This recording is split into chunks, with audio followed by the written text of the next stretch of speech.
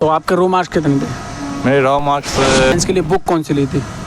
Science. अब math की तैयारी कैसे करी थी बता सकते हो? मैथ का तैयारी मैंने अच्छा, और रीजनिंग की तैयारी कैसे करी थी? रीजनिंग की तैयारी जीके जीएस के लिए कैसे करी तैयारी? जो भाई वीडियो देख रहे हैं, तो जो भाई ग्रुप डी की तैयारी कर रहे हैं, अब जो फिलहाल में जो वो तैयारी कैसे करें कुछ बता सकते हो? जिन पे मैथ कमजोर है, रीजनिंग कमजोर है जिनका भाई का, फर्स्ट तो आपको तो कितने घंटे की ड्यूटी होती है? मतलब शिफ्ट वाइज होती है, कैसे होती है बस? हमारे अच्छा, आपकी जॉब में इसमें प्रमोशन ज़्यादा है पॉइंट्समैन में, वो क्या हिसाब है प्रमोशन का? कैसे कैसे होता है भाई कुछ बताते हो? कि जैसे एसएम भी बन सकते हो, गार्ड भी बन सकते हो, स्टेशन मास्टर भी बन सकते हो, तो क्या प्रमोशन का क्या हिसाब है? हमारी जॉब में दो तरह। एक जो लास्ट सवाल है भाई, बहुत ज़्यादा भाई पूछते हैं कि भाई कट ऑफ कितनी जा सकती है, कुछ बता सकते हो? जैसे भाई तैयारी के बारे में पूछना कि भाई साइंस के लिए बेस्ट टीचर बता दो और मैथ और रीजनिंग के लिए टीचर बता दो बस, क्योंकि भाई तो भाई अब एक बात बताओ, सबसे पहले तो आपके ज्वाइनिंग के समय सैलरी कितनी थी और अब पर मंथ सैलरी कितनी है?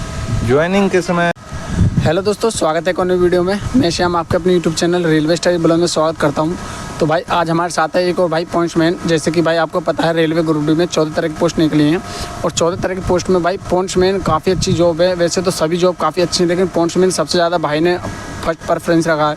तो भाई से पूछेंगे पॉइंट्समैन में क्या क्या काम होता है, क्या वर्क होता है, कितनी सैलरी होती है और भाई इसमें प्रमोशन कैसे होता है, सब कुछ भाई से पूछेंगे।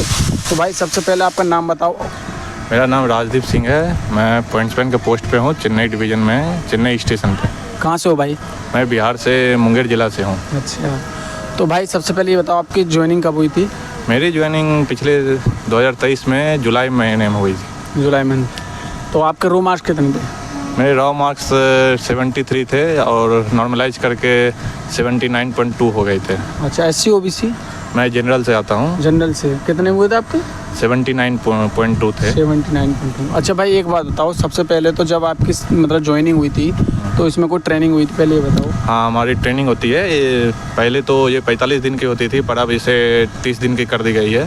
हाँ, तो अब मेरी 30 दिन की ट्रेनिंग हुई थी, 1 महीने की। अच्छा, तो भाई ट्रेनिंग होने के बाद कितने दिन मतलब आपको कहाँ रखा जाता है? मतलब कोई स्टेशन दिया जाता है, यार्ड दिया जाता है? ट्रेनिंग सेंटर में हमें ट्रेनिंग दी जाती है।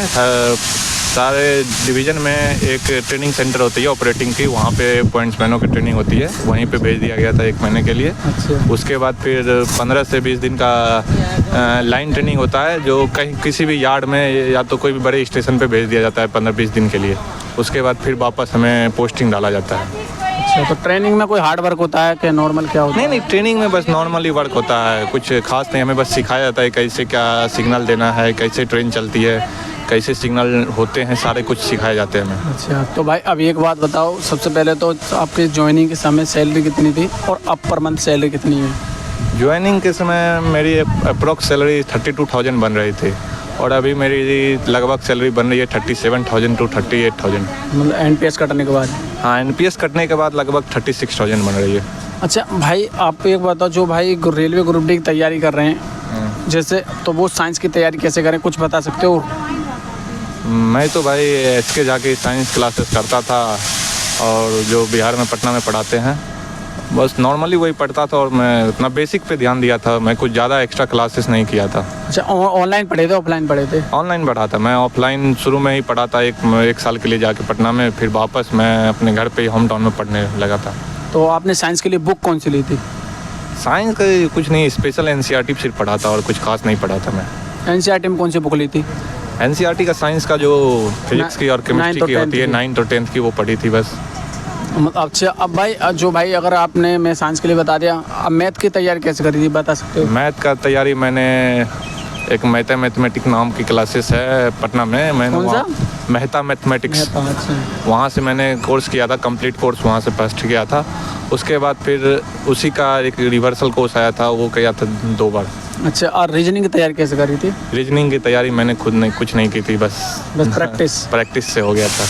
जीके जीएस के लिए कैसे करी तैयारी, जो भाई वीडियो देख रहे हैं बता सकते हैं? मैं जीके जीएस मेरा बहुत कमज़ोर था भाई, पर मैंने थोड़ा मोड़ा करके कुछ करके भाई थोड़े मोड़ी क्लासेस किए थे, उसी से हो गया भाई। तो भाई जैसे कि पता है मैथ में 25 मतलब ग्रुप डी में 25 नंबर की मैथ आती है, 30 नंबर की रीजनिंग आती है, 25 नंबर की साइंस आती है, तो ये जरूरी है तीनों करनी। बाकी स्टैटिक जीके जीएस तो आप वो नॉर्मली उतना ज़रूरत नहीं है। मेन आपका मैथ और रीजनिंग के साथ साथ जीके करना, जीएस करना ज़रूरी है। बस वहाँ की तो नॉर्मल ही है, उसमें से आप एक्स्ट्रा नंबर ला सकते हैं, पर आपको मेन रिजल्ट बनाने के लिए ये 3 चीज़ ही चाहिए। मैथ, रीजनिंग और साइंस। हाँ, जीके जीएस का इतना बड़ा सब्जेक्ट है, पॉलिटी, हिस्ट्री और ज्योग्राफी है, कहाँ तक पढ़ोगे। अच्छा भाई, अब एक बात है, जो भाई ग्रुप डी की तैयारी कर रहे हैं, अब जो फिलहाल में जो भाई, अब ये समझो जो भाई जीरो से तैयारी कर रहे हैं स्टूडेंट, जो वो तैयारी कैसे करें, कुछ बता सकते, जिन पर मैथ कमजोर है, रीजनिंग कमजोर है जिनका भाई का। फर्स्ट तो आपको मैथ की कोर्स तो कंप्लीट करना ही पड़ेगी, क्योंकि मैथ जब तक आप बेसिक कंप्लीट नहीं करोगे तो फिर आप ट्रिक कितना भी पढ़ लो वो आपको एग्ज़ाम के टाइम में याद नहीं रहती है। बेसिक तो आपको जानना ही पड़ेगा, बेसिक का में मैथ और रीजनिंग तो बनाना ही पड़ेगा, उसी के हिसाब से आप रिजल्ट बना सकते हो। जो पॉइंट्समैन में ज़्यादा हार्ड वर्क है कि नॉर्मल कैसा है भाई, आप बता सकते हो सबसे पहले। पॉइंट्समैन में सबसे हार्ड वर्क जो है वो है सन्टिंग, जो यार्ड में कप होती है।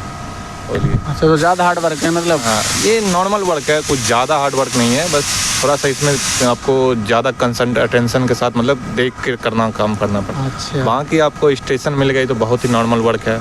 अच्छा। मैंने स्टेशन पे भी काम किया, वहाँ कुछ काम नहीं होता है, बस आपको नॉर्मली एक सिग्नल एक्सचेंज करना है, फ्लैग दिखाना है, लोको पायलट से और गार्ड से फ्लैग दिखाना है, और आपको देखते रहना है, गाड़ी में कुछ नॉर्मल नहीं है बस। अच्छा, फ्लैग का क्या मतलब है? रेड फ्लैग और ब्लैक मतलब ग्रीन फ्लैग क्या मतलब? रेड फ्लैग का मतलब हो गया कि आप गाड़ी को रोकना है, डेंजर देना है, गाड़ी को स्टॉप करना है। और ग्रीन फ्लैग का मतलब हम ऑल राइट उसको एक्सचेंज कर रहे हैं कि हम देखते हुए सारा कुछ गाड़ी में सही है, सिग्नल सही है, आप जा सकते हैं, वो उसके हम दिखाते हैं। तो कितने घंटे की ड्यूटी होती है, मतलब शिफ्ट वाइज होती है, कैसे होती है? हमारे 8 घंटे का रोस्टर है, 48 आवर्स का वीक में। बस उसका रोस्टर का टाइमिंग सब जगह डिफरेंट है। जैसे हमारा रोस्टर होता है 12 से 8 इवनिंग, और फिर मॉर्निंग होता है 7 to 12, और नाइट होता है 8 to 7। जो फर्स्ट हमारा इवनिंग हुआ, फिर सेकेंड डे मॉर्निंग नाइट एक साथ होती है। मॉर्निंग करके हम जाते हैं, फिर नाइट भी आना पड़ता है, और थर्ड डे नाइट ऑफ होता है। तो इस हिसाब से हमारे वीक में बस 4 दिन ही काम करते हैं और 3 दिन हमें रेस्ट मिल जाता है। यानी कि मतलब वीक में मतलब एक हफ्ते में 4 दिन 4 दिन काम करना होता है और 3 दिन रेस्ट। हाँ, 3 दिन रेस्ट मिलता है, 4 डे काम रहता है, पर वर्क तो उतना ही है, 48 आवर्स का ही होता है हमारा। तो मतलब इसमें आप फैमिली को रखा सकते हो, कोई प्रॉब्लम तो नहीं? नहीं, फैमिली आप रख सकते हैं, कोई प्रॉब्लम नहीं है। आपका नॉर्मल वर्क है, ऐसा ये गार्ड की तरह नहीं है, हमारा रनिंग वर्क है ही नहीं। हम फिक्स वर्क जगह है, फिक्स स्पॉट है हमारा, यहीं पे आना यहीं पे जाना, तो आप फैमिली आराम से नॉर्मली आप रख सकते हैं, कोई प्रॉब्लम नहीं है। अच्छा, तो भाई अब स्टडी से पहले जैसे आप तैयारी कर रहे थे, उससे पहले कुछ करे मतलब कहीं वर्क करते थे या नहीं, मैं कहीं कुछ नहीं करता था, मैं स्टडी ही करता था, डायरेक्ट स्टडी करके यहाँ पे आया हूँ। तो साइंस की तैयारी जो अब आपने बता दी, मैथ के लिए आपने बता दिया, रीजनिंग के लिए जैसे जी के बता, और जो भाई अब ये सोचते हैं बिल्कुल बेसिक करियर करें साइंस के लिए, तो उनके लिए अब ऑनलाइन कोर्स लेना चाहिए या ऑफलाइन लेना चाहिए, ये कुछ बता सकते हो? वो देखिए, वो आप पे डिपेंड करता है, आप ऑनलाइन में आपको कंफर्टेबल हैं या ऑफलाइन में कंफर्टेबल। जैसे मेरे पास अब ऑफलाइन करने के लिए टाइम था नहीं, तो मैं ऑनलाइन को कोर्स करके मैंने कर लिया था। तो आप अगर टाइम है तो आप ऑफलाइन कर सकते हैं जाके, ऑफलाइन में आपको अच्छा लग रहा है तो। पर सबकी अपनी अपनी नीड है, जैसे कि मतलब जिसको आपको ऑनलाइन अच्छा लगा तो आप ऑनलाइन करिए, ऑफलाइन अच्छा लगा तो ऑफलाइन करिए, आप पे वो रहे। हाँ, बिल्कुल सही कह रहे भाई।